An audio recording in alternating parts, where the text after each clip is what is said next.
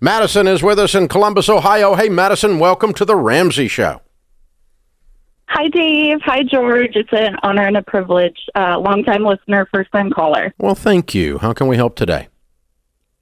It's actually a career question. I'm 27 years old. I'm a registered nurse. I just left my specialty of 7 years for what I thought was my dream job. I thought I was leaving for a job that was a perfect fit, and I was super excited to start, but I'm slowly realizing that it's a very toxic work environment, and it's not what I signed up for. I've pretty much decided that it's not a good fit for me mentally and physically. I'm just asking of how I need to proceed to leave on the best terms possible. Wow, I'm sorry. Thank you. So you got another gig. You got another gig you can go to, obviously, in nursing, right? Yes, and I'm trying to find something that I'm honestly passionate about. I think the most frustrating part about all of this is that I really felt like I put the time into making sure that this was a good fit for me to move into my career. What'd you miss? I'm sorry? What did you miss? Leadership. Okay. Leadership. I think that's my biggest problem right now, and that's something that I can't change, Mm-hmm. Okay. I'm just saying, if you stepped in a trap once before, I would want to know what that trap looks like and smells like if you're going through the forest again, right? Yes, and I do feel like I've learned a lot in this experience. It's just I need to leave. It's not a good fit. Okay. How would you describe the environment? You're saying it's a toxic workplace. There's not good leadership. What does that look like in the day-to-day? Chaos. I really feel kind of the backstory of this is that the person that is training me, he actually fired, and I am now expected to step into this position. Too many icky things have happened, and I just don't feel right about it. It's just not who I want to be working under as somebody who wants to be in a leadership position. Okay, so you've got people that are struggling with integrity, they're struggling with communication, they're struggling with organizational skills. So we know who they are, and you cannot control how they react, although we can fairly predict it. Yeah, I mean, who you just described to me is probably not going to react with class. No, and I've already seen it. Yeah, so that doesn't change who you are. It just states who they are. And so the only thing you can do is don't expect an alligator to do anything but be an alligator. Number one. So don't set your expectations that regardless of what you do, that somehow you're going to make these people be something other than toxic, because they're probably going to react in a toxic manner. Just be ready for that. Brace yourself, right? That doesn't define you. That defines them. And that doesn't, also on the second part of the equation then is it also doesn't dictate how you handle this. You handle this not based on them, but based on you. You're a person of class. You're a person of integrity. And so you're going to be that person here. And so you're going to be calm and kind and direct. And by the way, there's no reason to critique them on the way out. It will do no good. Should I offer advice if they ask for it? Nope. Okay. Nope. That's just standard exit interview crap that they're not going to take the advice, or they would have already been doing all these things. I personally don't believe in exit interviews. We do them at Ramsey because a bunch of my leadership team disagrees with me, and I acquiesced and let them do them. But I don't need an exit interview. I'm staying. I'm going to keep it being who I am, and I don't really give a crap what your opinion is if you're leaving. So that's me. That may be toxic, but it is what it is. I'm staying. You're not. So why do I care what you think? So anyway, besides that, these people aren't going to listen. And you're no longer my point of that whole rant was you're not in a position of credibility once you've quit to influence decisions there. The only way you can influence decisions there is staying with your shoulder to the wheel. But once you've decided to leave, you're not in a position of influence. So do what's best for me and my family. Yeah, very quickly, quietly, calmly, with as few sentences and as few things in writing as possible, other than just thank you for the opportunity. This whole situation is just different than I thought it was. It doesn't line up with the way I think, and I can't do this, and I am so sorry. And gosh, thank you for letting me try, and thank you for the opportunity, and I've accepted a thing at another place. Bye. And it's just really, really, really, really short. Thank you so much. Yeah. This gave me a lot of guidance. Yeah, just be very, very kind and quiet and quick. The decision's made. There's nothing that's going to change the decision by having a long discussion, and you're going to get drawn into their web of garbage if you start having a discussion about it. Because you're gone. Thank you. You're gone. You already told me you're gone. There's nothing they can do that'll make you stay, right? Yes. Yeah. So the decision's made. It's just now a matter of executing it. And again, you're a person of class, a person of integrity. So leave with lots of class and smile and grateful. Thank you for letting me try this. I'm so sorry it didn't work out. And gosh, I wish you guys the best. I hope everything works well. And, good luck with your toxic bad self. And so... Well, a lot of people feel like I owe my employer all of this when I'm leaving, and so it's like a breakup when you're a teenager. You don't want to drag it out and make it this big emotional process. If it's done, it's done, and we have to be adults and just move on. And truthfully, the same is true on the other side of the coin. The way we train leadership here, and the way we train entree leaders is, if you're going to work with someone and give that person a bunch of input, do that before you fire them. So we're going to work together. We're going to have some difficult conversations. We're going to say this activity, this behavior, this attitude, whatever it is, that has to change. You're going to do better. You're going to prosper if you adopt these character qualities. We're going to walk with you and help you and coach you. And if you don't, then you can't be a we, because we do it this way. And so we're going to talk about being a we, talk about it. But once we've decided that the relationship as far as employment is going to end, the exit for the person is about 1.5 minutes long. As quickly as possible. Yeah, it's just, we've been talking about this, and I'm so sorry, but we don't think it's going to work anymore, and today's your last day. And so HR will help you with the paperwork, and we've agreed to give you a severance of this much. And any way we can help you out there in the world, we'll help you any way we can, but we don't believe that there's a change that's going to happen anymore. And just boom. The quiet quitters do not survive that, Dave. No, we don't do. It's very, very loud, not in the sense of yelling, but it's very crystal clear. And long before we got to quiet firing, or it wouldn't be quiet firing, it would be loud firing, a direct, clear firing. There we go. Long before we got that with a quiet quitter, we would have had these discussions like coaching and this idea 90-day plans. Mediocrity is your goal. You ain't a we. We don't do mediocrity. We're going for excellence. We're trying to win the Super Bowl. So you're not going to fit in. We go for it. And so if you want to be a we, you got to go for it. And we would have had that discussion, and then the quiet quitting would have ceased. Well, if you haven't heard, we're in the middle of a modern day gold rush. Bitcoin is quite the thing. Mike on Twitter says, can you talk me off the ledge? Bitcoin looks so tempting, but I know that get-rich-quick stuff hardly ever works. Well, I can tell you as someone who has gotten rich quick and then lost everything that it doesn't work. Get-rich-quick doesn't. So here's a philosophical, financial, theological principle for you. Proverbs says, he who hastens to be rich will not go unpunished. When you chase an easy buck, a quick dollar, from the standpoint of, ooh,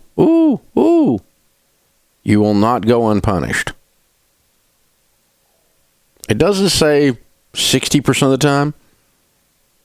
It doesn't say 10% of the time. It says you're going to get punished. Now, I don't know what form of punishment there will be. I have no idea. It could be simply the losing of the money. But people lose money chasing easy money. It's that simple. And every time you do that, you show your lack of emotional maturity. Now, I've got a friend who's worth probably $20-30 million, and he dropped, I don't know, $100,000 or whatever into Bitcoin. If he loses that, that's like you losing a biscuit you just bought. You buy a biscuit at Chick-fil-A and it fell out of the car. Oh, well, that's what it would mean to him. It would not change his life. It's a very small percentage of his world. But this is also a guy who plays blackjack in Vegas and the roulette wheel, none of which I do. I'm not mad at you if you do those things. I just do not get a personal recreational thrill out of losing money. It's not enjoyable to me. I'm more conservative than that. Fiscally conservative, politically too, but fiscally, financially conservative. I don't like to lose money. I work too hard for it. And losing it is not an entertainment item for me. So I haven't gotten caught up in the fantasy football betting thing. I haven't gotten caught up in the lottery thing. I haven't gotten caught up in the Bitcoin thing. I haven't gotten caught up in the poker's a big deal. Everybody's playing poker now. So it's like recreational. Like my grandmother played bridge. People play poker like that now. I mean, it's like a big thing. All the cool people are playing it. The millennials are all poker players. It's like its own sport. It's on ESPN, like it's a sport or something. But it all comes down to that there is an entertainment value, a rush that you get, a sense of risk that you get, because there's real risk there, losing money playing these games. And anytime you hasten to be rich, you will not go unpunished. Now, again, I'm not mad at you if you want to lose some money and you think that's fun. If you want to, quote, roll the dice, unquote, metaphorically or literally, go ahead. Go ahead. If you hit big and that's entertaining to you, or you lose it all and that's entertaining to you, you got the entertainment value. I've got a relative that plays poker all the time, and it's very entertaining to him. It's not entertaining to me. It stresses me out. I don't like to lose money. Plus, I'm a math nerd, and I can't stand something that has to do with math unless I win. So it just drives me nuts. So, and cards are definitely that. So I'm not against it morally. I'm not against it ethically. I'm not against it theologically. I just do not personally get a thrill out of, rolling dice and see if I make money. It's not thrilling to me. And that probably because I lost everything in my 20s and had to start again, and money is just too hard to come by, and I don't want to do that. That's a personal thing. Now, the philosophical thing, though, is this. Anytime you're chasing easy money, you're going to get bit. Now, is Bitcoin easy money? Well, yeah, it's gone from 1,000 to 19,000 in 20 seconds. It's way up. Some of you, if you cashed out today, would have done very, very well playing with Bitcoin. And congratulations. I hope you make a bunch of money. And I hope your fantasy football team comes through and you make $100,000 on that you put $1,000 into. I hope that works out for you. But as a philosophy of running your portfolio, don't do something stupid like this thing right here. CNBC is reporting people are now taking out mortgages to buy Bitcoin. Bitcoin is in the mania phase, this article says, which it is. People have lost their freaking minds, with some people even borrowing money to get in on the action. We've seen mortgages taken out. People do credit cards and equity lines. President of North American Securities Administration Association says a voluntary organization. This is not something a guy who's making $100,000 a year, who's got a mortgage and 2 kids, ought to be invested in, this article says. Agreed. Bitcoin's been soaring all year. Started out at 1,000. Now it's rocketing up over 19,000 on the Coinbase exchange last week. You're on the mania curve. Listen, if oil was doing this, if oil went from 1,000 to 19,000, would you be going, oh, I need to buy oil, oh, I need to buy oil? No, but it's kind of cool because it's technology. So some of you you're enamored by the fact that this is technology. It's not even technology. It's cryptocurrency. It's a technology-based currency, obviously. But currency is based on trust. The only reason you can trade a coin with the president's face on it or a green piece of paper with the president's face on it for goods or services is because the person taking it knows they can trade it. That's called trust in the economy, trust in the flow of currency.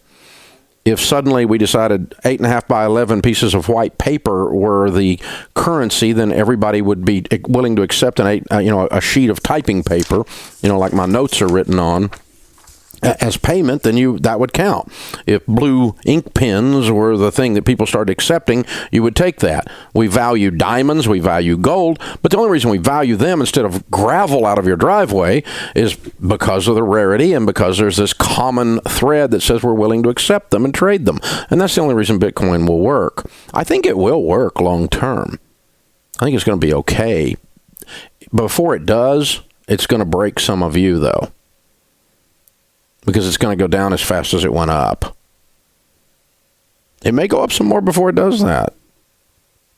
But you're going to get to experience that he who hastens to be rich will not go unpunished, long before Bitcoin is stabilized and made an integral part of the world economy.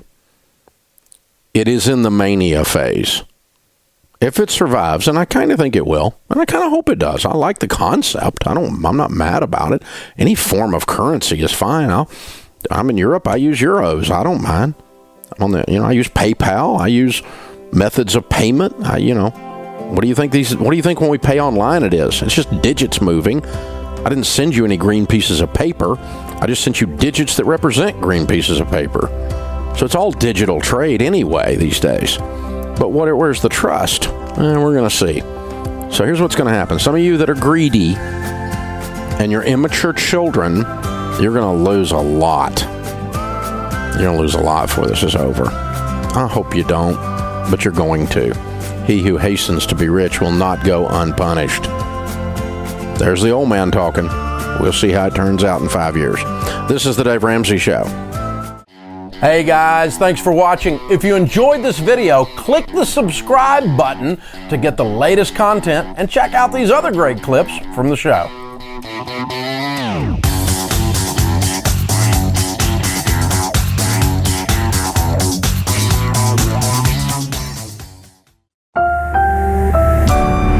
Brought to you by the EveryDollar app. Start budgeting for free today. So I was wondering, I know this is a bit of a generalized question, but I was wondering if you had any advice or tips for listeners who feel limited in their potential due to issues, with mental health. Tell me more. All right. So just to give you a little bit of background, I'm not in a deep financial hole or anything like that, but there is a bit of family history. Part of it is addiction. Part of it is mental health. My mother had depression and anxiety. My father, gambling addict. Great parents at the end of the day. Very fantastic parents. They did a good job. But family history there that just kind of caused disruptions in my childhood and then into adulthood. On my personal end, my mother passed away in 2017. When that happened, I received an inheritance, obviously, and I just was not smart with it the way I needed to be. Instead of investing it, instead of using that to catapult myself into a stable future, I ended up spending it. I still think about those mistakes to this day. And now I'm in a situation, I'm approaching 30. I would like to be able to start a family, have financial stability, all these different things. But those past failures combined with the family history really just kind of put a damper on those thoughts. So it's hard to have long-term motivation. Do you have mental health diagnostics? Have you been diagnosed with emotional or mental health disorders? Yes. So when I was younger, I was diagnosed Asperger's syndrome. Now that's changed since then. Obviously, they got rid of that diagnosis, so sure. I think it's just autism. Disorder. But, outside of that, there's definitely a little bit of anxiety and things of that nature. So, given just the 2 seconds you just unpacked your 30 seconds you unpacked your childhood, what I would love to tell you is, it sounds like for the last 25, 27, 28 years you've been surviving, and congratulations, you made it. Did you do something dumb with money? Yes, we all do. And the only thing you can do anything about is what happens next. And so let me ask you something. Any time you sit down and you think about blowing all that money, have you ever been able to figure out how to get some of that money back and deposit it into your checking account? In terms of the money that's already gone, I do think about just how could I have been smarter with it? And in the present day, how can I budget my money? How can I make sure that money's set aside for emergencies, for a future? So in those avenues, I'm doing well. I do have money saved up. I have a 401k. I have a Roth IRA. Good. And you don't have a mental health diagnosis. No, so what you are is like a normal 30-year-old person. Yeah. That made a mistake once with money. You don't have any limiting factors. In fact, you scratched and clawed your way out of a pretty hellacious childhood to get here. Thank you for that. Sounds like you're pretty strong to me. You're a lot stronger than you think you are. If I were you, I would go sit down with somebody and get retested, just to clear your mind. I don't want you Googling, I have some sort of diagnostic or some sort of self-limiting factor. And there's not, John, correct me if I'm wrong, but I'm not aware of any environmental, but no physical inherited. If your dad's an addict, it doesn't make you an addict. No, but you can grow up in a pretty traumatic situation. I know, but that's an environment. That's what I mean. That's why you get to decide what happens next. Yeah. So, Grant, what do you think you're doing wrong right now? I think right now it's just I don't think that I'm branching out on my own and being independent enough. So I'm living with my dad now. We both kind of need each other. Him, I think I'm helping him financially. He's helping me emotionally. So we're a good team. But it's. Do you need emotional support right now, Grant? I'm not through a therapist. I've tried those in the past. I'm just a little, I don't want to say cynical, but doubtful maybe. It's just like a little tough to kind of. Okay, so if you don't want to how does your addict father support you as a 30-year-old emotionally? Well, emotionally, it's just that, as you could tell just from this brief phone call, there's a lot of self-doubt there, and he does try to be as encouraging as possible. This time a year ago, I was originally an operations manager for a shipping company, and I did really well, and just, some wear and tear emotionally, physically. I ended up losing that job, and that really rocked my confidence. He ended up being the person there that just got me through that. He got you through, or he said, I believe in you and you can do it. And by the way, I need you to pay the electric bill and the light bill. Can I borrow $100? Yeah, it wasn't the electric bill necessarily. So the original plan when I moved in with him was. Hold on. We're gonna get all sideways. Here's the deal. I don't understand what you're asking. How can I help? Because here's the deal. You don't want professional help because you're cynical of it. You don't want to get re-diagnosed but you do want to diagnose yourself. You don't want to get away from some of this toxic behavior that you grew up with, yet you want to live with your dad. You want to be secure with money as a 30-year-old, yet you still feel compelled to fund his life. All these are choices you're allowed to make. You're a grown adult. But I'm trying to walk you through each one of them and saying where they're not in alignment with what you're telling me you want your life to look like. And so how can I help? Absolutely. How can I help? I think it's just, I guess, how can I branch away and become independent? Move away. Get a job and move away. Branch away and become independent. Get a one-bedroom apartment and say, Dad, in 2 months, I'm going to be out here on my own because it's time for me to be a 30-year-old man all by myself. And by the way, confidence doesn't come from someone saying, I believe in you. Confidence comes from actually accomplishing something. That's right. And yes, it's a muscle that's built. We need people to pick us up when we fall. And that's awesome. And then we got to go take the next step. Yeah. That's confidence. That's where you get confidence. I want you to go get some quick wins. Get some wins that make you feel good, that make you say, I did this. I accomplished something. I accomplished something. I rented an apartment. I got 4 jobs. I piled up some cash. I work a lot. I'm good with people, and start to build some confidence around these things, because you've set your identity up as the child of a depressed mother and an addict father, and destined to follow in their tracks. And you are not destined to follow in their tracks. You are destined to make a choice as to whether you will follow in their tracks. And you can't say, I need some help, I want some guidance, but I don't want to take help and I don't want to take guidance. Those two things are incompatible together. So either you have the courage and the humility to say, I don't know how to do what comes next. I'm going to go sit down with a professional. I'm going to go talk to an investment professional. I'm going to go talk to a mental health professional. I'm going to talk to somebody to walk me through this. Cool. Or I'm just going to keep staying in the same situation. At the end of the day, I'll give you a quote from my friend Michael Easter. Do something. Do something that is different from the situation you're in right now. Otherwise, everything will stay the same, except it will degrade. It will slowly decompose underneath you. Yeah, those continuing to do the same thing over and over again and expecting a different result is the definition of insanity. Yeah. That's what the 12-steppers say, and they're quoting Edison when they said that, so, or Einstein, one of the two, I can't remember which, but either one. So, yeah, it's, So when I went broke, Grant, and lost everything, I also lost a lot of my confidence. And I'm a brand new dad and a husband, and I'm obviously lousy at all of it because the water and the electricity got cut off in the house that my children lived in. Not exactly a non-toxic environment, you know? And so then I get to decide somewhere in the following months, am I a bankrupt guy who is useless, or am I a guy who made some mistakes and went bankrupt? Those are two different sets of identities. And I had to make that decision consciously as an act of my will. And by the way, my parents went bankrupt when I was a kid. So does that mean it's always destined for my children then to go bankrupt? Is this like a DNA thing? Well, crap, no. You get to choose what happens next. You get to choose not to do the stupid stuff that causes bankruptcy. And so, you know, in the following 35 years, I've become a multi-millionaire, choosing not to do the stupid stuff that caused me to file bankruptcy. And because I'm not defined by that, it's something that happened, something that I did, but it's not who I am. And that's a different thing. It's not who I am based on my parents, and it's not who I am based on my failure, because failure is a momentary thing. I found something that didn't work, and I changed it, went to something that does work. It's a definition of wisdom. Create your free Every Dollar budget today, the simplest way to budget for your life. Brought to you by the Every Dollar app. Start budgeting for free today. So I'm 27 years old, and I work for my family business. My second job is an ice business, and the owner is wanting to sell within the next 2 years or so. The sale will come with the building, with existing tenants, and the ice company itself. He's asking for $1 million.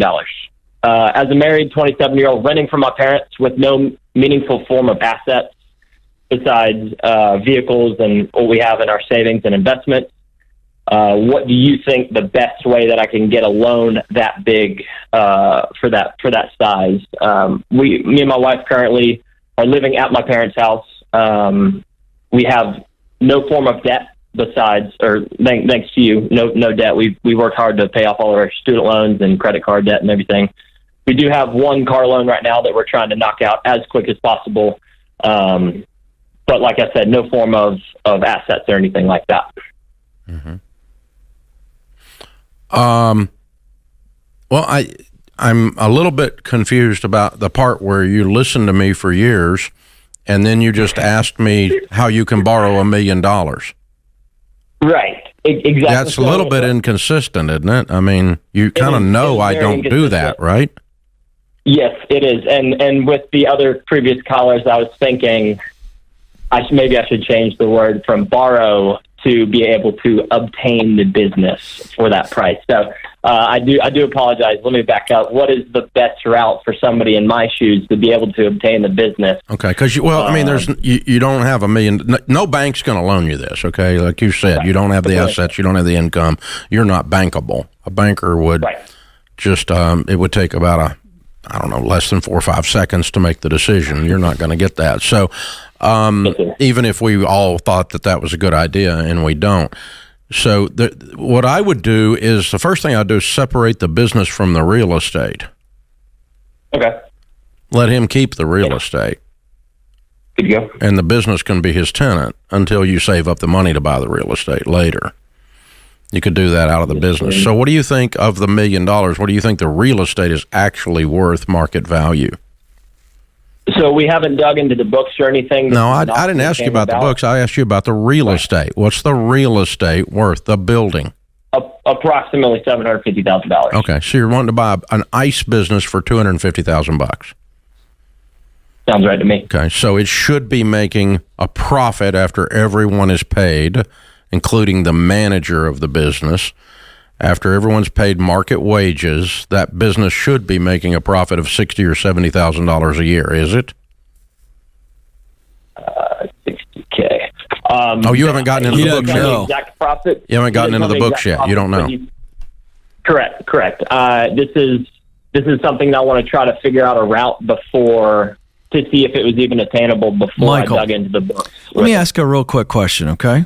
Yes, sir. If you weren't working for this owner and they had not approached you about selling, they want to exit, would you be wanting to get into the ice business if you weren't currently working for them and this wasn't an opportunity? I believe so. Okay. That's so, like, part of the if you weren't working there anymore, a year from now, you would be going, I got to figure out a way to get in the ice business. I believe so. I think it's very lucrative, and I see a lot of opportunities in the ice world itself. Okay. So I'm glad I was introduced to it very young. Yeah. And I think my answer would still be yes. That's not your family, though. Your family's a different business. Correct. Okay. I want to make sure I got that straight. Okay. All right. Now, here's what I would tell my son if he was your age and came in and sat down at my kitchen table. I would say you need a stronger personal financial foundation before you start talking about buying and running a small business. Buying and running a small business will take the bone marrow out of you. It will drain you. It'll squeeze you like yesterday's dish rag, man. Because it becomes a mistress if you're not real careful, because you have to put everything, all your emotions, all your intellect, everything into it, and you got a car payment and live with your mama. So you're not ready to do that. Mm-hmm. So you guys need to get out on your own and be debt-free and have a solid foundation in your life before you start talking about buying business. This is what I would tell my own son. Mm-hmm. Okay. And can I ask you a question correlating to that? Sure. I see this opportunity, and I could see this opportunity as a long-term investment, a great thing, and just long-term down the road and everything. I'm not wanting to pass up on this opportunity as it comes to me right now. And in my brain, you could tell me if I'm wrong. You're wrong. And I know you won't. I just told you were wrong. I just told you not to do it. Pass up on it. Pass it. Let it go. Let it go. Get in the ice business later when you get your freaking act together. You don't have your act together yet. About all you're good at so far is talking yourself into this. Yeah, it's not an opportunity. It's a trap. Yeah. With your current environment, Michael. You don't have any money. You have a car payment and you live with your parents. I'm telling you, man, you really got to get out. You got to get out and get on solid ground to have a chance of making it in business. Business is hard. It's hard. And you don't do it from your daddy's basement. It's hard, and you don't do it with a car payment. You need to get a solid foundation, and I don't think we can stop you. You got your foot on the pedal. You're heading off the cliff. Nobody sign bridge out. I don't care. I don't want to miss a chance. I'm taking the jump. It's a chance to go swimming, Dave. That's it, man. That's the metaphor there. We can't stop you, so have at it, son, but I wouldn't do it. I'm telling you, I wouldn't do it. I think you're going to have plenty of times in your life to get into business and do it from strength, not from weakness, and you need to build some strength to do that. That's what it doesn't affect me, honey. If you want to do it, you go do it. But you ask what we would do, and we love you, and we want you to win. I told you exactly what I tell my own son, who I want to have a great life and prosper, just like I want that for you. So you do what you want, but I don't think you're in a position to do this right now, and I would not do it. I'm not a dream killer, but I love stepping all over nightmares. I love kicking a nightmare out the door. Yeah. So... here's a quick message and this, listen, we've all been your age and bright-eyed, bushy-tailed, excited about what looks like an opportunity. And this is a situation, Michael, if you were to jump into this in your current environment, you wouldn't even be able to be fully focused. Like Dave said, you need to be on a small business because of this financial stress. You're not in a position where this thing can take care of you. Yeah. And I didn't hear enough evidence either, and this is a positive. I'm not piling on here. I didn't hear enough evidence that he understood the business. Oh, he doesn't yet. And that he could truly grow the business in order to say, I could actually run the business. I'd like him to prove to the current owner that he, through his efforts, Michael, we're talking about, can grow the business. Yeah. Yeah, I mean, it's scary I would sit down and talk to the current owner. If you want to do this, Michael, here's a way to salvage the idea, I guess, and say, put me in a leadership role for the next 2 years. That's where I can get out and I can get my personal finances and straightened out, and then I want to talk to you. I'll take an option to buy, and then I'll talk to you about exercising that option, but I'm not bound to it, not contractually. Love that conversation. And you can be sitting there, learn the business inside and out. You may learn, you will learn a lot more about it than you know now, and you may learn the actual valuation is off. Yeah, and that's such good advice I hope everybody's listening to that, because that actually creates an opportunity. Doesn't mean it's a good opportunity, but right now what you have is not an opportunity. If you go the Dave route there, now all of a sudden it becomes an opportunity, and then have the option to choose to take the opportunity. And that's what I like about that. There might be some sweat equity in that plan too, if he helps grow the business. The best business deals I have ever done in my life are the ones I passed on. Yeah, that's so true. That's good. They're the best ones. Create your free every dollar budget today, the simplest way to budget for your life.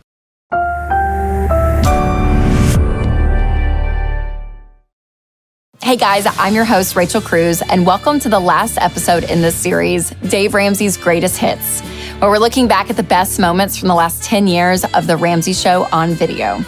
And for this final episode, we're highlighting Dave's top teaching moments. And I'm talking about everything from paying off debt, to building a home, to buying a car, all the classics. I promise you're going to get some wisdom you didn't even know you needed right now. So check it out. This is the show where we talk about money in a way everyone can understand it, and in a way that applies to everyone. The danger of these simple concepts is those of you that view yourself as intellectuals, those of you that view yourself as sophisticated, sometimes you look at something that's simple and you don't understand how profound it is. Like the borrower is slave to the lender. Oh, but I use credit cards to get my miles. You actually think you're going to take on a multi-billion-dollar company who studies your behavior more than you study your behavior and come out on the right end of this stick. That doesn't make you sophisticated. That makes you blatantly stupid. Think about it. Did you know the credit card is the most aggressively marketed product in the history of humankind? Nothing has been sold to anyone in any culture in any kind of a volume close to the credit card.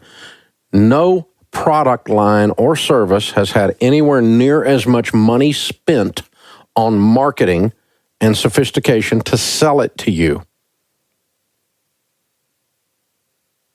Hundreds of millions of dollars a year is spent to sell you this product. And then you're so stupid that you think you're going to get away with using it for free. If you do, it's going to be a short-term thing. Or if you think you do, you left out some of the variables. Example. When you spend using cash, it activates the pain centers of your brain. You have an ouchie moment when you hand over Uncle Benjamin Franklin. Dad, come, I just bought dinner. When you lay Uncle Benjamin Franklin in that black plastic tray known as his coffin, because he's going away and he's not coming back, you put him inside that little Visa or American Express fold-over vinyl thing that the server brings you, and you lay Uncle Benjamin Franklin in there, you have a moment with Uncle Ben. It's Uncle Ben, I'll never see you again. You know this is happening. When you pay with plastic and I interview you, 24 hours later, you don't know what the total was on the bill. You can't tell me what you spent. You don't know what you spent at the gas pump because you stuck a card in it, you pumped the gas, and you walked away. You can't tell me what your gas bill was. In the days that we used to walk into the market and lay money down on the counter, and then they would give you change because you didn't round it off when you were putting your gas in, we knew exactly what we spent on gas in those days. Today, you don't even know what your gas is. You don't know. I use a debit card. I can't tell you what mine was. Can I tell you what it cost to fill up my truck the other day? I don't know. I didn't notice. Just stuck the card in, put the gas in, drove away. I'm just like you. Cash activates the pain centers of the brain. There's 2 or 3 things that activate memory. Memory is activated primarily by pain, fear, heavy emotion of some kind. Positive, pleasurable emotion will activate memory. That's why you smell something and you remember a girl you dated in high school. Smell activates that memory. That's what happens. And so that's the process. So here's the thing. If you can't remember it, it means the pain centers of your brain were not activated. And when we do surveys with what you spent on that meal, as you walk out of the door of the restaurant, you can't tell me what the total was. Oh, it was around $25, around $52. I don't know, 56, 54. I don't know. I don't even remember. I think I left the tip. I left a big tip because I've been drinking. Now you really can't remember anything, right? So this is how people handle their money. And yet you tell me you're going to beat the credit card company. You spend 12 to 18% more on average when you use plastic than when you use cash. That's what all the studies show us because you don't feel the pain. And the world's worst place is the grocery store. They are the best marketers on the planet. The best merchandisers on the planet is the grocery store. Man, they know how to put the food at the right place. The old-fashioned example, the easiest example, is the bread and the milk's at the back, right? Because everybody that walks in a grocery store is buying bread or milk, and they have to go through the full length of the store and have every opportunity to impulse on some kind of jar of peanut butter and jelly mixed together, pre-mixed for you. I don't know what you're impulsing on, but there's something getting your attention. It must be those new peach Cheerios I heard about today. And guess what? All the stuff is at the eye level that gets your attention, and they pay for the shelf position as you walk to the back to get your bread and milk, and you can't walk out without spending money. It's the aisles are designed for you to buy stuff. And when you use plastic at the grocery store, you have no idea what your grocery bill is. And you spend more. You spend more on clothing. Oh, yeah, throw in that accessory. Oh, yeah. You'll pick up other people's tab at the restaurant. I'll buy your dinner tonight. Not think anything about it. Just drop $50. Never think a thing about it. Now, I'm not saying you shouldn't be generous. I'm not saying you shouldn't accessorize. And I'm not saying you shouldn't enjoy some purchases at the grocery store. I'm just saying you ought to do it on purpose. And if you think that credit card use, even if you're paying it off every month, costs you $0, then you are a very naive individual that has been influenced by an industry that has spent more to influence you than any other industry in the history of the world. That should give you pause. That should give you pause. If anybody else was selling you that hard on anything, your shields would go up. But for some reason, when it's credit cards, we're like, oh no, Dave, I have this figured out. I'm 26 and I've got this figured out. I'm 26 years old. I make $42,000 a year, but I'm going to beat up on old Discover card. They don't know anything. I've got them beat. I'm getting those Discover points. Not costing me a thing. You know how stupid that makes you sound when you say stuff like that? I'm making all my money on my airline miles. You know, I've met with thousands of millionaires. I've never met a millionaire who said, Dave, I made all my money on my airline miles. Dave, my breakthrough was my Discover points. I'll pay mine off every month, Dave. I'm beating up on the credit card company. I'm getting the use of their money, wink, wink. Millionaires just don't say stuff like that. Now, some of them use a credit card. They do pay it off every month. But I got to tell you, their lifestyles are so conservative. Beside, when I set them up next to you middle-class people who are spending everything you make and trying to convince me that I'm a troglodyte because I don't use credit cards, well, I'm not broke anymore. This is a multimillionaire troglodyte you're listening to. Why? Because I start understanding that behavior affects your ability to build wealth more than all your little math tricks you think you see all the variables on. The borrower is slave to the lender. It doesn't say accept airline miles. The borrower is slave to the lender. It doesn't say accept Discover points. The borrower is slave to the lender. It doesn't say accept I got 0% interest on my new car, which lost $7,000 when I drove it off the lot, so it's not really 0%, is it? How stupid are we?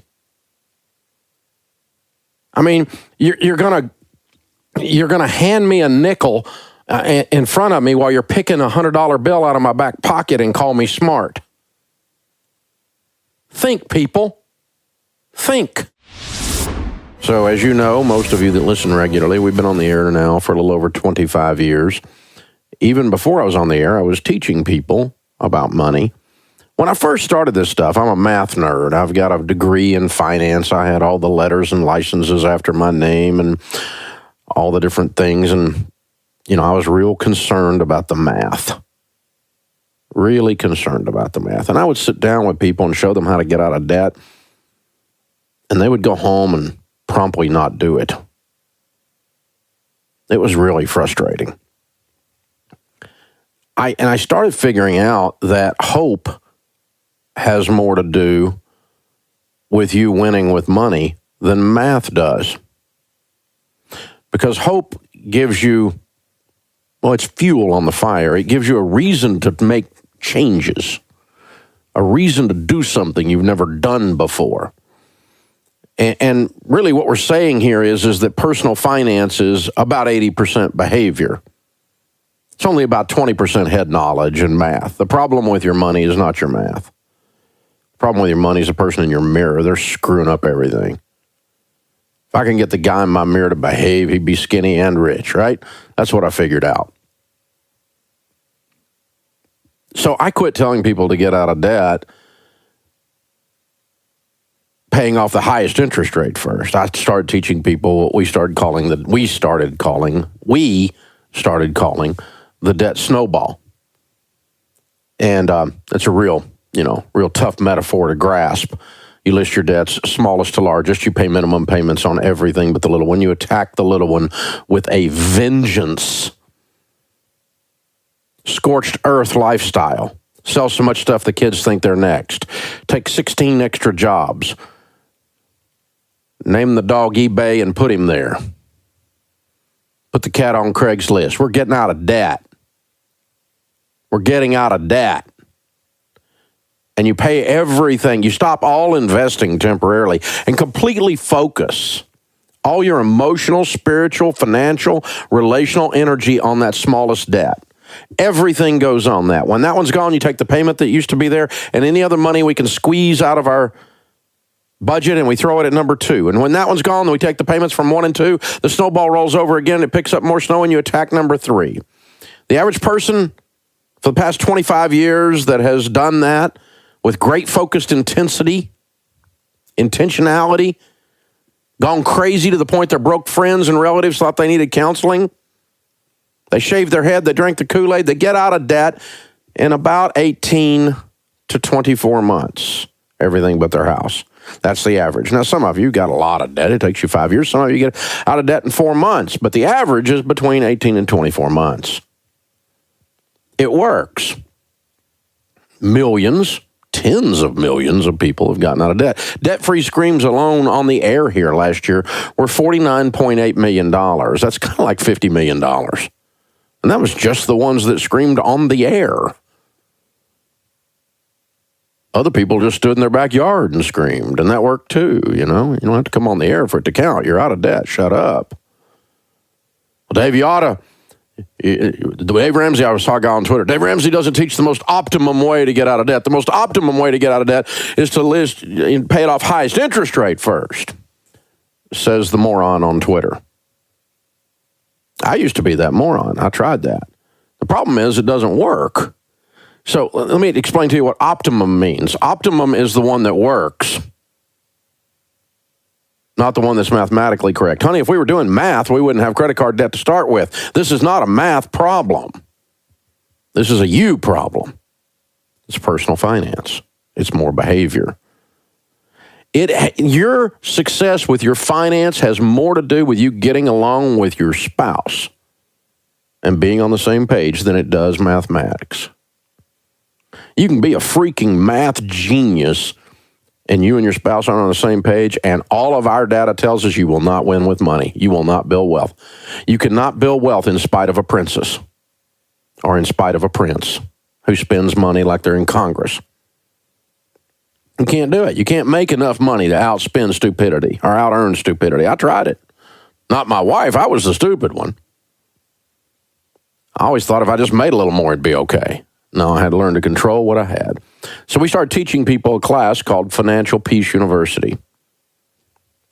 The class is about 25 years old. Started teaching it with an overhead projector and a bad suit. It was $569 to go through the class. 4 people came the first night. 3 of them bought. $569. The class was 26 weeks long. 13 lessons, come every other week for 6 freaking months. Guy stopped by here the other day that was in that very first class. Good to see him. I hadn't seen him in a long time. We got to be friends, he, his wife, and he and I, and he's a multimillionaire now, by the way. Why? Because I gave him money? I didn't give him any money. I just showed him how to do it, and he did it. He followed the steps that we teach in Financial Peace University, not only the baby steps, not only the debt snowball, but also start investing in good mutual funds over a long period of time. That's 25 years. He should be a multimillionaire. You do this stuff, it works. That's what optimum is, morons. You people that are calling me out, and it's not optimum. Let me just tell you, optimum is what works. That's what's optimum, not what's mathematically correct. I understand that debt snowball's not mathematically correct, and I don't really care. My math nerd down inside of me cringes, but I don't really care. What matters is what works, how it allows you to change your life. Dave, I'm thinking about building a house. Any suggestions? Absolutely. Definitely got suggestions when you're thinking about building a house. There's 3 and maybe 4 things you must do if you're going to build a house. Maybe 5, but I'll walk you through. Here's what we do, okay? There's some sub-pieces, so 3, maybe 4. The maybe 4 is if you've already picked out the property and bought it, and you've already got your builder, and you're doing kind of an independent, standalone type of a deal, then we will pass on number 1. But number 1 is if you haven't, then I would get a good buyer's agent realtor at daveramsey.com. Click on ELP for real estate ELP and get them to represent you through the whole transaction with the builder, help you navigate with the builder if you haven't already selected it. So if you're going in where somebody's building houses, a builder's got a subdivision going, and they're doing a whole bunch of deals, and they got houses popping up everywhere, and you're going to run down there and go, I want that one on that lot, and you haven't done that yet, and yeah, I'd get a realtor in your corner, a buyer's agent in your corner, because they'll work as your liaison during the construction process, and they're going to work their butts off for their commission, I promise you. Now, the other 3 are with everybody. Okay, there are 3 things that run a building job. A building job is simply a project. It's project management, that's all it is. If we're doing a project here, developing a product, how do you do that? Well, projects all need basically 3 things. You need a blueprint, which is how the project is going to be built. What's the house going to be? You need a detailed blueprint that you and the builder are in agreement on. If you don't already have that, while you're drawing it, involve your builder with the architect. So the 2 of them are working together to develop the plan. So the architect's not drawing something stupid that's ridiculous to be built or super expensive because they went to art class and don't know anything about building, okay? So you got to have the balance in there. But if you've already got your blueprint, you got your blueprint. That's thing 1. This is one of the 3 pieces of paper that manages a building job. The second piece of paper is do not engage in a building project without a detailed schedule. A schedule. When we built the homes that we built, we had a spreadsheet, and before we broke ground, we knew the week the trim carpenter was going to show up. We knew the week the painter was going to show up. We knew the week the roofer was going to show up. We knew the week the grading was going to be done on this or that. All, the bushes are going in on this date. We're going to get the CO, the certificate of occupancy on this date. And so you begin with the end in mind on the schedule. You got your blueprint, you got the schedule that we're going to build it. Then you could tell if the builder's off track because he's building something that's not on the blueprint, or he's off schedule because weather's been bad, or he hadn't done a good job of keeping the subs scheduled in. But if you start a house in October and you know March the 4th, the trim carpenter is supposed to be there, you can already schedule the trim carpenter. And so you don't end up without a dadgum trim carpenter when you're supposed to. And right now there's a shortage of labor in the building business. And if you don't have your subs lined up all the way out, you're going to get messed over on your schedule. So a schedule and a blueprint. The 3rd piece of paper is a budget. Need a budget, which we're building to. And when they come in and go, well, we can't do this on budget. What do you mean you can't do it on budget? This is the budget. This is what we said. And it keeps you from doing stupid stuff. We're building a house, and the decorator came in and picked out expensive carpet for the downstairs. Nobody goes downstairs much. And she's blowing our whole carpet budget, our flooring budget, on this stupid downstairs carpet. Because decorator's being a decorator, right? I'm like, no, this is Dave Ramsey building this house, kiddo. So put the cheaper carpet downstairs. Nobody goes down there anyway. And get your dadgum flooring budget back into, because we're not going a bazillion dollars over our flooring budget. And so you can build a house on budget, on schedule, and then every Friday we met with the builder and we looked at the blueprint, the schedule, and the budget and made sure everything that was done that week was lining up with all of that. The blueprint, the schedule, and the budget. The blueprint, the schedule, and the budget every Friday morning. And, of course, we had the money lined up, so we paid them every Friday morning. And they were able to pay their subs. Everybody's happy. Everything stays on track. We finished the houses early and under budget, the last 2 houses we built. Can you imagine that? Can you imagine building a house for me? How big a pain in the butt that is.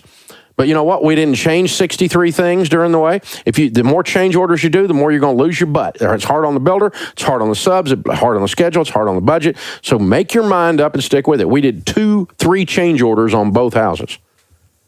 I mean, almost no change orders. We had some big stuff we got in there. We went, no, this isn't right. We got to change this. And we spent, and it was on us. And then it's on me. And then mixed in this is you as the person building the stinking house have to do your job, and that is stay ahead of them on the selections. When you don't go pick out the carpet, you don't go pick out the light fixtures, you don't go pick out the faucets, you don't go pick out the plumbing fixtures, months and months and months ahead of when you need to, then you're slowing the whole thing down. And then you go, I had a bad experience building because you were so freaking indecisive, you were impossible to work with. Every time I give this talk, builders all go, God, I wish I could get all my people to do this.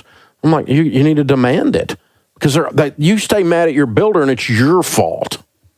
Now, sometimes builders are doofuses too, like any other business. But if you've got a quality realtor helping you lead your way through this, and you'll do the budget, the blueprint, and the schedule. The budget, the blueprint, and the schedule. Manage to that, and you stay ahead of them. Don't you be the problem. You make your decisions. And a friend of mine took him an extra year to build his house because he couldn't get his wife to go pick out the crap. I mean, I'm having a fit. And she couldn't make up her mind. I'm going to kill her. What are you talking about? She can't make up her mind. A year? Well, we enjoy the process. I don't enjoy process. I want to get it done. I'm like, why am I building a house? Because it's a game? No, I'm building it to move into it. So you stay ahead of them. You don't stop them from anything. You don't get in the way. You don't be a problem child. And don't you go over on the site and start telling subs stuff's wrong. You're not running the job. The general contractors run the job. If you're going to go around the site, the only thing you do is take food, smile, and tell everybody how wonderful they are. And if you got a problem, you call your builder, you call your general contractor. Don't you go telling the electrician the plug's in the wrong place. They get confused who the boss is then. Stay in the chain of command. Keep stuff picked out. Be a pleasant experience, and you will have a pleasant experience. But manage it like it's a project. I mean, people wander around the barn building these houses, and it takes you forever to get them done. I've got some friends that build houses here in the area, and they refuse to build houses for people. They build them as specs, and when they're done, you can move in them. You can buy them, but they won't let you be involved because people drive the builder crazy by being indecisive and changing stuff halfway through. And a country music girl in our area was building a house, and she and her decorator changed everything. It took them an extra year, and they spent an extra $4 million on an $8 million. I mean, it was supposed to be a $4 million house. It ended up being $8 million, and it took them an extra year to build it. All because she changed everything. She built a stupid house twice as she was going up. Just change. The whole house was change orders. I mean, it's ridiculous. No, that's a dumb way to build a house. It drives everybody crazy and makes the decorator money, makes the builder money, makes the builder crazy, and makes you, the customer, crazy and broke. Figure out what you're going to do and do it. Have a clear path to building a house. And you'll have a great experience if you do that. I have had great experiences. Now, no project of that size happens without glitches and without you having to have some discussions from time to time, like get your butt in gear kind of discussion. But that's true of managing any project. You got to line the labor sources up and get things moving. Like, dude, you guys are 2 weeks behind. How you going to make it up? I don't know. It's been raining. Well, make it up. I mean, I come over here, you ain't working. It's 2 o'clock in the afternoon. Where the flip are you? Folks, if you listen to this long enough, you hear the show long enough, and you listen to the debt-free screams long enough, you find there's two types of people with money. Well, there's a lot of types of people, but people fall largely into two buckets. There's the bucket of people who are doing their debt-free scream, or someone like the young lady we interviewed in our lobby just a few minutes ago. They are happening to their money. The other bucket of people is the money happens to them.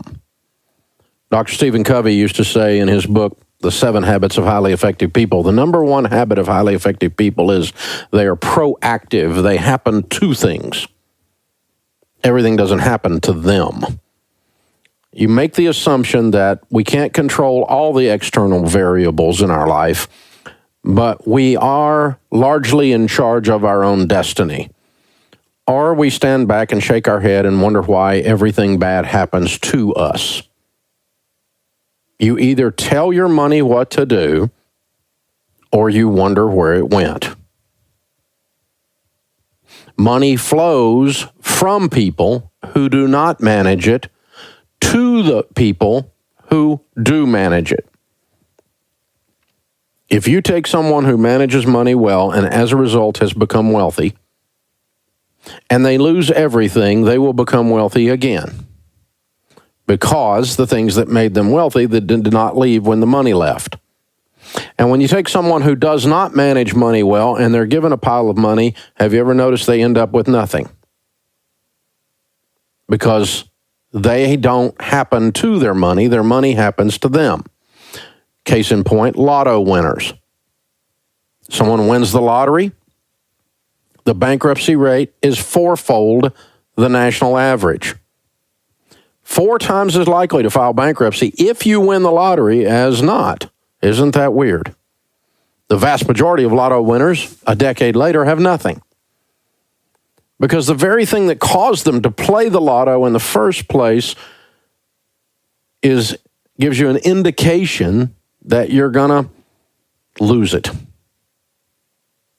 That's why some athletes, when they get money, end up with nothing. Because the only skill they've got is athletic skill. They had no character, no ability to manage the money, no ability to say no, no ability to have good relationships and boundaries. Those are the things that lead you to build wealth. And so wealth is an intentional act. Now, bad stuff can happen to people, and sometimes people are poor because people are oppressing them. I understand that. I'm not picking on the poor. That's not what I'm doing. But what I am saying is that sometimes you're where you are because of a series of decisions you've made. As a matter of fact, usually you're where you are. And you can make new decisions. You don't have to, well, my family, the way I grew up in my neighborhood, my people, those are how sentences start when people are going to explain why they're losing and it's not their fault. The little man can't get ahead. People like me, you don't understand about the isms that are out there. Yeah, I do. Isms are real. They're real. But I meet people every day who overcome their isms. Sexism, racism. People overcome their isms all the time. Hard work, hustle, smarts, looking forward, controlling the destiny. Can everybody do it? Apparently everybody can do it, but most people choose not to. They choose not to control the variables in their life. And so it comes down to something as simple in personal finance as doing a budget.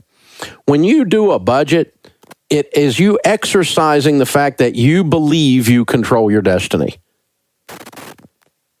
If you're a victim of destiny, why would you ever do a budget? If you're going to be controlled by an ism, if you're going to be controlled by the way you grew up, if you're going to be controlled by the people in my family, people of my heritage, people of my ethnic background, people of, you fill in the blank, if you're going to be controlled by that, I grew up on the other side of the tracks, Dave. Most millionaires did, by the way. The vast majority of millionaires grew up on the other side of the tracks. The only difference in them and the next door neighbor that's still on the other side of the tracks is they decided they didn't want to live there. So they picked their butt up and they moved to the other side of the tracks. They lived like no one else so that later they could live and give like no one else. Consequently, we see things like the 5 million families that have been through Financial Peace University. You know what the number one data point between them being successful are the ones that are successful going through that, getting out of debt, and the ones that aren't? The number one data point is to do a budget. We can predict your success in Financial Peace University by the second class. It's 9 classes when you go through, 9 lessons. The second lesson, we can tell if you're going to be successful. Did you come in with your zero-based budget done in every dollar the way we teach you? No, I've got my own version of Dave Ramsey. I've got my own version of smart. I'm Ish. I'm Dave Ramsey Ish. I'm going to do Financial Peace University Ish. You're not going to make it. Our data, when 5 million people do something, you got good data, okay? We got good data. We know exactly who's going to make it and who's not. We can study your behavior and tell you, if you keep on this path, you are going to fail. And you've already started down the wrong path, so you got to turn around and go back and start again. The people that do their every dollar budget complete the class. They typically go to all 9 lessons. They stay in the membership for a year, continuing to watch online. They download the podcasts. They watch the debt-free screams on YouTube to stay inspired, to stay on their budget. How interesting. They were sick and tired of being sick and tired. They said, I'm not going to be those people anymore. I am going to control these variables. I'm going to control my destiny. Do sometimes their transmission go out? Does sometimes there a car wreck? Does sometimes somebody get cancer? Does sometimes somebody die? Yes, sometimes tragedy happens. Yes, sometimes they get laid off. Yes, but guess what? They get up and do it again. Sometimes they get knocked on their butt and they get back up and they do it again. And you get back up and you do it again when you have a plan and when you believe you're in control of your destiny. If you fall off your budget and you mess up, you get back up and you do it again. You don't take the Every Dollar app off your phone, which, by the way, it's fairly easy to put back on because it's free. And you sit down there and you do your budget. The correlating statistic between people that win at anything and people that lose are those that are intentional. People that win are intentional. You don't accidentally win the freaking Super Bowl. They never interview the guys at the end of the Super Bowl and go, how'd you do that? I don't know, man. I just got off the bus and I just won. I have no idea. No, it's an intentional act of a decade plus, 2 decades usually, of practice and skill development that brought them to that. 10,000 hours of practice brought them to that. You don't accidentally play a guitar like Brad Paisley. It's not an accident. It's an intentional act. Now, some of you got drunk and woke up married, but most people getting married is an intentional act. You date, you court, you're very focused, you do everything right, you smile at the right time, and you shave and take a bath. And it causes courting to work, and you get married. As we've been doing this millionaire research, one of the pieces of data that we've discovered is by studying 10,000 millionaires, that the average millionaire drives a 4-year-old car with 41,000 miles on it, and of course it's paid for, and they haven't had car payments in decades, which is how they became a millionaire, because the average car payment now is over $500, about $504 a month over 84 months. If you invest $504 from age 30 to age 70, you'll have somewhere around $5 million in your Roth IRA. I hope you like your car. Our advice, knowing that cars lose 60 to 70% of their value in the first 4 years is to buy a quality used car, unless you have a net worth in excess of $1 million. Then if you want to buy a new car, you can afford to take the loss on it. But the worst car accidents do happen on the showroom floor. Well, Dave, I'm always worried about buying a used car. Well, what are you driving? If you're driving a car that you bought 2 months ago, it's now a used car. If you're driving a car you bought 5 years ago, it's a used car. What are you driving? Listen, the vehicle quality is so high now that we get through 300,000 miles out of a car.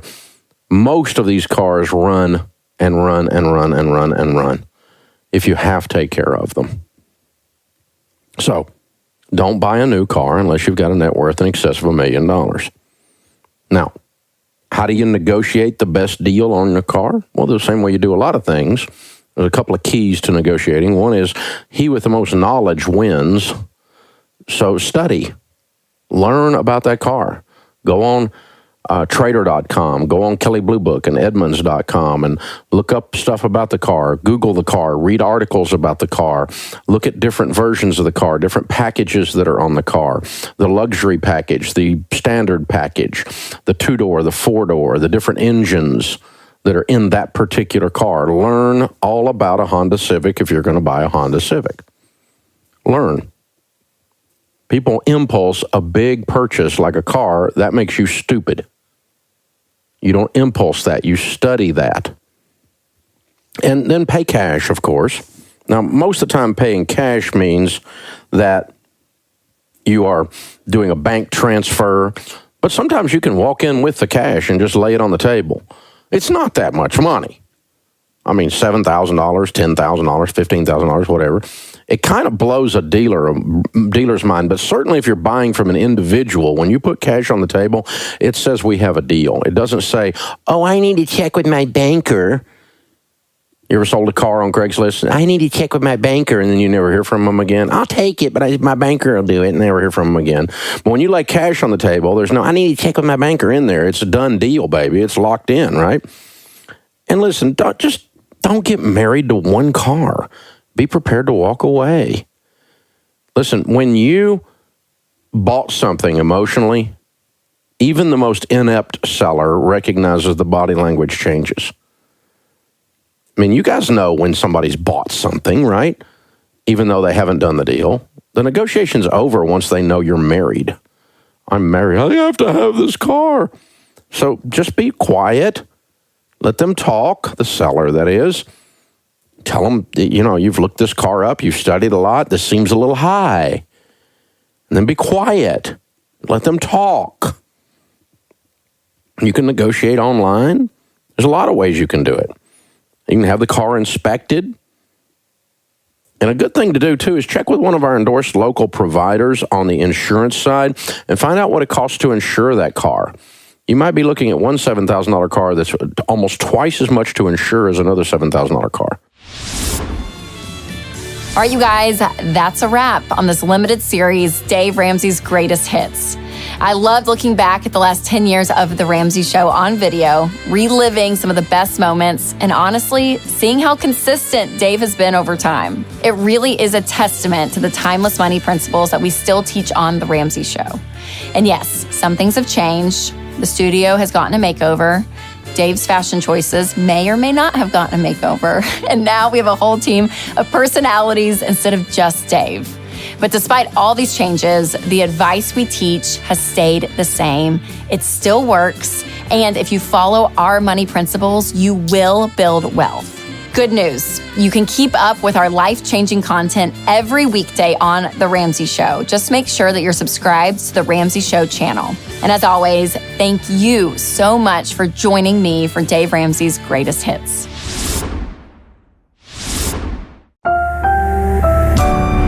Brought to you by the EveryDollar app. Start budgeting for free today. Couple of lessons from today's show so far. They were both object lessons for things we have taught many times here before, but we'll just reiterate them. First, never buy something like a house with someone you're not married to, like your fiance. Earlier caller, fiance broke up with him, now doesn't want to sell the house that they own together. He's going to end up in a lawsuit to force the sale of the house, the disillusionment of a general partnership, which is what they have, that has no partnership documents, because they lived together for 5 years, got engaged, and then bought a house prior to marriage. Dumb. Really dumb. And she's squatting, saying, I'm not going anywhere. If you're shacking up, don't buy a house with your roommate. That's dumb. You're going to screw up the relationship. You're going to end up in legal and financial trouble. It's dumb. Was I unclear, George? I think you added an extra syllable to that dumb. It was that intense. Stretch it out there with a little southern twang. Now, then the second thing we've learned is, and I hear this one all the time, and both of these things baffle me. That's why I'm hitting them. Because they're just illogical. If you get your car totaled, it is not a reason to upgrade in car. Period. You are driving a $6,000 car. Your car gets totaled. You get a check for $6,000, and suddenly $6,000 cars aren't good enough for you. That's dumb. Well, they don't make $6,000 cars, except for the one that I was driving. They don't make them that are reliable, except for the one I was driving that was working perfectly fine. Thank you very much. Okay? Don't use I upgraded in car because I got my car totaled. No, you upgraded in car because you wanted a better car. If you were going to do that, you could have just sold the car before it got totaled and then upgraded in car. It would have been the same dumb move. A move you can't afford to do. That's a dumb move. Don't do dumb moves with money. It causes you to be broke and hurt your feelings. Well, there's a third lesson, too, from another caller, Dave, which is don't get a degree and go into debt $80,000 to go make $40,000. The math ain't math in there. And too many people are doing that. They're getting degrees they hope to use. They're in school for 9 years. And you can't blame it. Debt. And listen, let me just tell you, some of you guys act like, and I hear this all the time too, it goes right with this, okay? And this one drives Micro nuts. This is Micro's favorite thing, okay? I'm going to blame the fact that I didn't do math on passion. It's my passion. Or Dave. as if I say the word passion 3 times like Beetlejuice, right? If I say passion enough, then math doesn't, then it beats down the math. It changes the math. The math bows down to the word passion. No, it doesn't. The math rises up and bonks your little passion on the head. That's what happens. And so you can't say it's my passion and make your math work. You have to still be an adult and pay bills. Well, you lose passion pretty quick when you can't breathe because your job doesn't pay the bills, doesn't pay the debt payments. So sometimes it's gotten to be lately when I hear someone say, I want to work in my passion, it's code for I'm about to do something really dumb. I'm about to go deeply in debt to get a degree that is freaking useless or that doesn't pay enough because it's my passion. And that's going to make it okay because it's my passion. Don't spend $250,000 getting a master's degree in sociology so you can be a caseworker for the state making $38,000. That's dumb.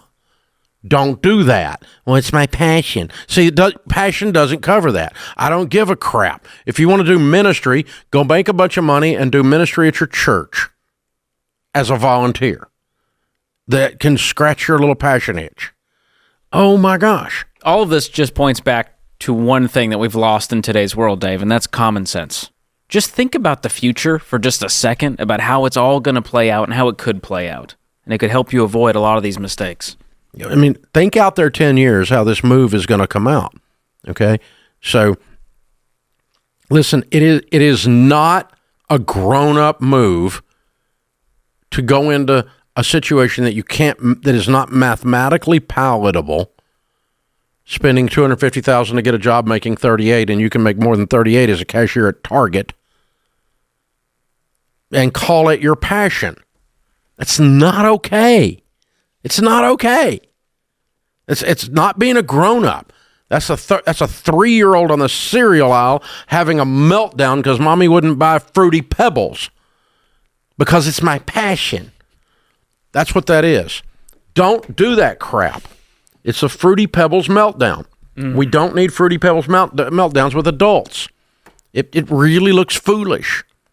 So you really, guys, seriously. So when your car gets totaled, take the check and buy a car the same price or cheaper than the car you were driving before. Never buy a house with someone you think you're in love with or that you think is in love with you until or after you walk down the aisle and you say, I do. That's called marriage. Then you have a methodology for dealing with the house if she kicks you out. You don't have a methodology when you have an unsigned, unwritten set of partnership documents on your general partnership and you have no freaking idea how you're going to get out of this mess other than try to talk common sense into the woman that just booted you out of the house. It doesn't work, guys. It doesn't work. So you've got to think these things through, and you don't get to violate these rules in the name of love or passion or, I'm afraid of a car that breaks down. That's so I bought a Bentley. Anything under 20 grand, they just go up in flames, Dave. I've heard that. You got to spend a lot more to get a reliable car. You shouldn't talk about cars going up in flames. You should never do that, George. A guy that drives a Tesla should not make car go up in flames jokes. Oh, you're right. I apologize. But what this comes down to, Dave, is that critical thinking, it turns out, is critical.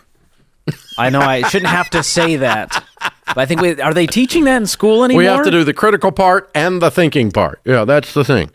So yeah, and by the way, if you're shacked up with your sweetie, don't pay somebody's debts that you're not married to. Because sweetie may take off with a local bartender, and then you are stuck with no money and no sweetie. That's how this deal works. That's how most country songs are written. I'm telling you, I think that probably has a possibility there. No money, no sweetie. I'm just saying.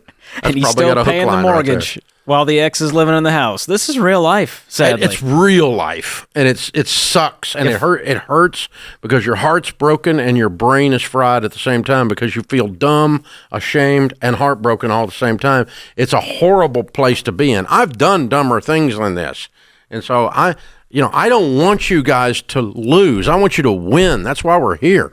So we have to speak this absolute, what looks like everyone should know stuff out so that the people that apparently don't know it stop doing it. It's like a trend. Well, you could stop talking about it if people stop doing it. But for 30 years now, you've been getting the same calls and you're going, don't do it. I'm telling you, it's a trap. And then people do it anyways. Oh, if we don't laugh, we cry. You gotta think, people. You gotta think. It'll kill you. It'll kill you, man. It's just awful. Wow. I'm so sorry, guys. Oh, my goodness gracious. Create your free Every Dollar budget today. The simplest way to budget for your life. Brought to you by the Every Dollar app. Start budgeting for free today. Megan is with us. Hi, Megan. How are you?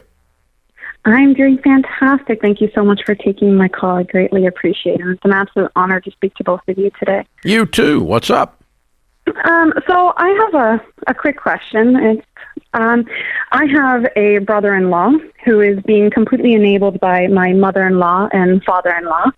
He is currently still living at home. He's almost 40 years old, and he has he has a drug addiction problem as well as he's currently not working. And my major concern is that, my in-laws are getting older. They're almost 80. And we've recently purchased a house, and it has a complete separate in-law suite. Their eyes kind of got a little bit big when they saw the new house that we purchased for ourselves. And they made mention like, oh, isn't this just a lovely place for you guys to potentially rent out later down the line? Kind of hinting at the fact that potentially the brother could potentially move in with us. Mm-hmm. How do I politely explain to them I have zero desire of him moving into our house? You don't. Your husband does. It's his mother, not yours. Absolutely, I agree with you. Your husband have a backbone, or does he need to run down to Walmart and pick one up? I think I need to buy him one for Christmas. Okay, I'll three at Walmart. Yeah. I'll three. Yeah. Yeah. So apparently, now, listen, if you do it, you're going to be the Wicked Witch of the West until they die. Okay. Because one thing about enablers, they don't think they're enablers. They think they're nice. And if you don't participate in their enabling, by definition, you are not nice. Mm-hmm. So you see this with very, very clear eyes. Your husband. Does your husband agree with you? I'm not kidding. Does your husband needs to head this off at the pass? What's brother's name? First name? Joe. Good. Okay. So brother just catches, Meemaw and Papaw at the dinner table and says, "Hey, just to let you guys know, Joe's not moving in with us as long as I'm breathing." That's her husband's job. Okay. You so don't say no a word. You sit there and kind of dab the corners of your eye like you're crying. Okay. You don't say a word. What was the question, Megan? There's no way to what? For me to politely bring this up. No. Why do you keep going back to you? Do you not understand? Why do you have to do it? Because I have the backbone. I know, but you can share yours with him. My wife does it all the time. She says, "Sick 'em." That is true. Sorry. That is true. Well, in Stacy's case too, she's as sweet as she can be, but she makes it very clear what her position is on some things at times, and that means it's clear that I need to get on that page. Yeah, you don't have a brother-in-law problem; you have a husband problem. That's exactly right. So do you pick those up at Walmart too, new ones, or do I do that? That's a whole separate call. Yeah, no, I mean, you have to get with Dr. John Deloney, your marriage counselor, or whatever else. But I would just say, honey, if I talk to your mom about this is not going to go well. They're going to be angry with me, and I don't want that. It is your family. It's actually your job, and I'm going to encourage you. I'm going to give you a stiff cup of coffee, a stiff kick in the rump, and you're going to go talk to your mother and dad. And at some point, when it comes up gently, and be kind and just say, you don't want to be as rough as I was a minute ago, but just, Mom and Dad, look, we've got this house, and you guys were all big-eyed about the moving, about us having an apartment to rent. We might rent it out someday, but we won't be renting it out to Joe. Yeah. And you need to know that ahead of time. And Joe, I go ahead and tell Joe, you're not moving in. I love you, but I hate what you've become. And I'm not going to participate in your drug addiction, your laziness, and your parasitical involvement with Mom and Dad. You're a parasite. You need to I'll help you, I'll coach you, I'll love you, and help you get up on your feet and actually become a man and go be somebody, but you ain't living in my house, dude. Okay. And that's your husband's job. 100% of the time that you say one word or even agree using your eyes, you're going to get blamed for this. Don't let this land on you. It's not your fault. Okay. Make him do it. Yeah. He can do it because he does agree with you, but he comes from enablers, which are nice people, and they build a family script that anyone that goes against nice people is by definition mean people. And that's running around in your husband's head. Mm-hmm. Am I wrong? No, you're not wrong. Yeah, and you're not mean, and you're not crazy, and you're not, you are sweet, and you're being protective of your own home space, which you should be. This is called boundaries. And when you set up boundaries for people that don't have any, they generally don't like it. So you don't need to be the one doing it. Create your free Every Dollar budget today, the simplest way to budget for your life. Brought to you by the Every Dollar app. Start budgeting for free today. My husband is kind of, he's like a crazy spender, and I think I'm being lied to. I know we're behind on a mortgage, and it's just been tough. Oh, I'm so sorry, Michelle. I know you're hurt, and I know you're afraid, to say the least. And we're going to try to walk through this with you. Do you all?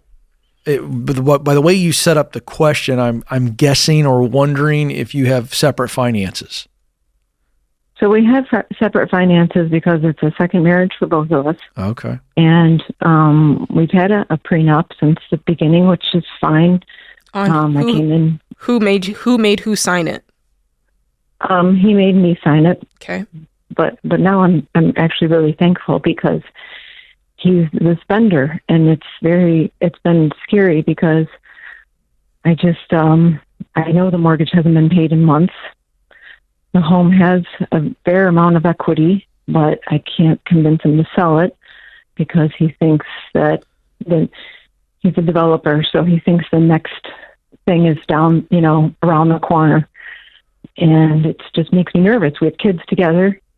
They're in high school. And like I said, I do have my own finances, but I have also let him borrow quite a sum of money.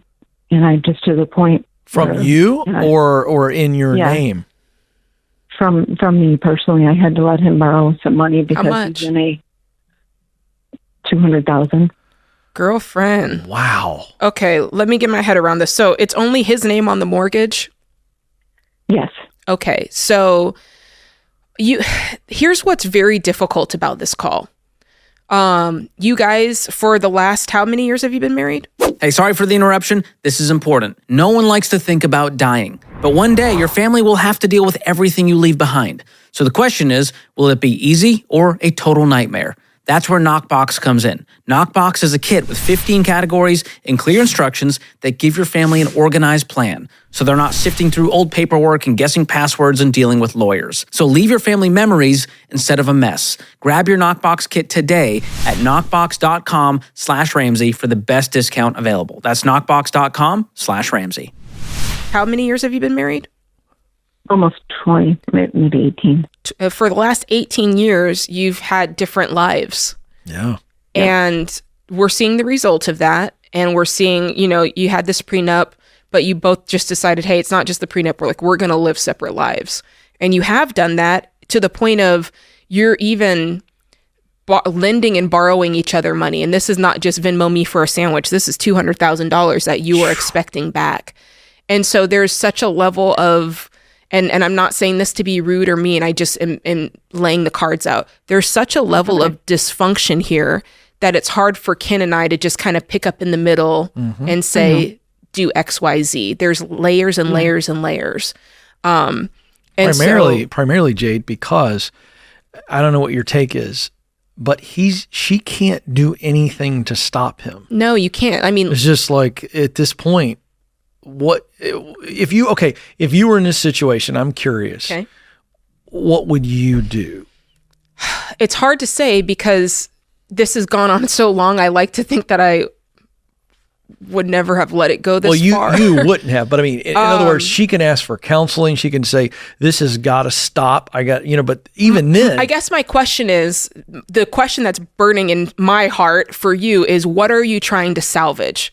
Because it's not a marriage. There's a partnership here that I see. There's some codependency here probably that I see. Mm-hmm. But what is it for you, Michelle, that you're wanting to salvage here?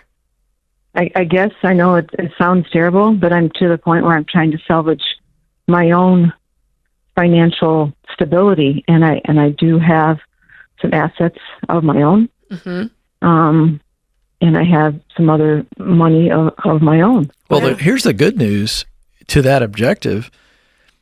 If he loses the house, that doesn't affect you financially. Now, it doesn't affect you, but this thing is so weird, as Jade has pointed out. Can I ask another question, Michelle? Yeah. If it weren't for the kids, like if the kids were out of the house, would you still be married to this guy? Yeah, that's a good question. Fair question. I don't know. I don't. It's just. Is there any fear of? Is there any fear of him leaving you? Oh no. That's what I thought. Him leaving me. That's my point. So I hear the emotion in your voice, and I think Jade's doing a really with the kids. I think that's something. Yeah, it's like, what are you trying? What are you really worried about? Because this doesn't really hurt you financially. No, but there's 18 years of relationship. There is a relationship. It's not healthy, but there's 18 years of relationship there. So I get it. And anything can start to feel, you can start to develop a normalcy with anything, Well, I right? agree, No matter what. But they have I think it's separate that. finances. I think you think it's going to stop. That's why. I think you think it's going to stop. So, of course, I'm thinking like if he gets some of his business stuff resolved, that he can catch up on the mortgage. But yeah, we have a lot of equity in the house, and I have proposed to him.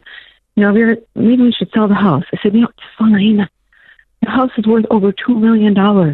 Now, if you did that, how close to foreclosure are you guys? You said it's several months. Where's the status right now? I can only go by what I'm told and not what I know, but I believe that we could be in foreclosure in July at some point.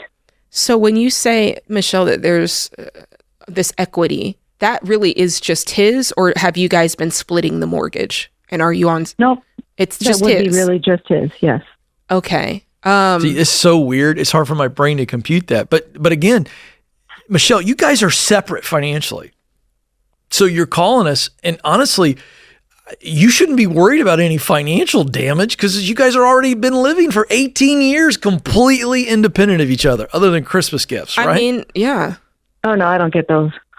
So really, but we pay the yard guy and the cleaning crew, and that's what of course boils me over further. I said, well, if we can't do groceries or we can't do things, for the holidays. Wait. You can do groceries. You already buy your own, correct? Well, that is true. Who knows what I've spent. I mean, not that I don't. I'm fine with paying for. This relationship is so jacked up that you guys have you got to get into counseling on this. You got to ask him, because here's the deal. My guess is he's waiting to the absolute last minute to sell the house. Is that what it boils down to? But again, this is so separate. You guys are so separate. You're calling us going, what do we do together? And it's like, you're not even together. Yeah, it's a marriage counseling discussion. Yeah. But it sounds like, tell me if I'm deriving the right thing here. For you, the biggest benefit is, hey, I need this guy to sell the house so I can get my $200K back and I can roll out. Well, I'd probably admit to that. There's a little bit of that. Listen, I am not judging you. I'm not judging you at all. I actually think the best, and I'd hope no he'd give her the 200. I think the best thing for you, Michelle, is to sit out and be 100% brutally honest with what you want out of this. I agree. That's why I'm asking you tough questions, because if you can walk out of here having said the words, I wouldn't even be with this guy if it wasn't for these kids. Truthfully, I just want my $200K so I can get out. I don't need him financially. I have my own 2 legs to stand on. Yeah. That kind of tells a story you've never mentioned in this call, wanting to save anything, any affection towards this guy. And when I asked her, I go, are you worried about him leaving? She's like, no. Yeah. I think this guy's got it so made with you that I think he needs a wake-up call. Well, I mean, look, I think we're all human. We don't want to admit to failure, and we don't want to give up. I mean, I do care about him, but he's kind of his own worst enemy. Constantly, I agree. By the way, digging his hole, and I'm like, stop with the effing hole. Like, there you go. You've checked out, girlfriend. I like that statement, but we're not saying give up and walk away. We're saying put an ultimatum down. If you want to be married to me, we are going to therapy and we're going to try to work through this.